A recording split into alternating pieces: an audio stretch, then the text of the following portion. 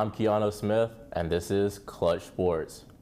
Week 11 of college football brought joy to my heart. My favorite team actually looked like a football team, while your team probably got dog-walked. But let's get into it. The Clemson Tigers brought nothing but destruction to the Georgia Tech Yellow Jackets.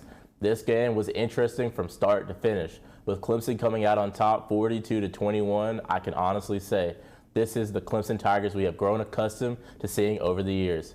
Clemson QB Cade Klubnik had an above-average day, throwing for 205 yards with 23 out of 34 completions, 4 touchdowns, and 1 interception. This is very surprising. With Will Shipley having something to prove, he came back looking stronger than ever, rushing for 11 carries for 77 yards. However, that bad man Phil Maffa was just unstoppable. The Clemson leading rusher had 96 yards on the ground with 17 rushing attempts.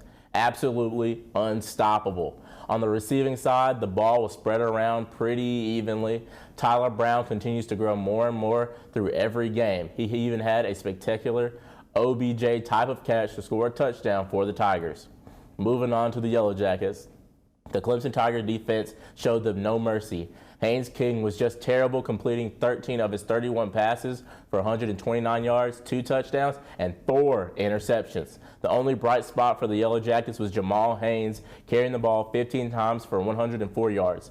Moving on, the next game that needs to be discussed is the top 25 matchup of Tennessee and Missouri. Missouri obliterated the Volunteers, coming out on top 36-7.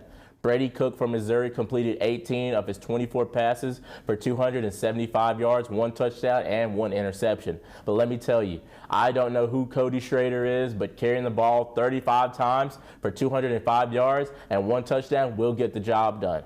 To go along with his 205 rushing, he also caught 5 receptions for 116 yards. This dude is an absolute menace and is a key piece for the Missouri offense. Moving on to the Volunteers, Joe Milton continues to be average, throwing for 267 yards on 22 out of 34 passes, 1 touchdown, and 1 interception. The Missouri defense put a beating on the offense because no one stepped up for the Volunteers. As you could tell, with them only scoring 7 points. Previously being ranked number 11, I expected way more out of Tennessee. However, you cannot win them all. Next is the Georgia and Ole Miss. Coming into this game, I expected this to be a high-scoring game, especially because of the offense Ole Miss has. That was definitely not the case, though. The Dogs came out on top 52 to a measly 17 points for Ole Miss. Jackson Dart was not darting around on the offense this game. He was 10 for 17, 112 yards, and 1 interception. Not to mention he had a terrible hit in the game, which made all Ole Miss fans terrified. Hopefully he is healthy and ready to play soon. The running back for Ole Miss, Quinshawn Judkins, had 22 carries for 75 yards, which is the most impressive stat for this offense in this game. Moving on to the Georgia Bulldogs, Carson Beck put on a show, completing 18 out of his 25 passes for 306 yards, 2 touchdowns, and 1 interception. He tore the Ole Miss defense apart.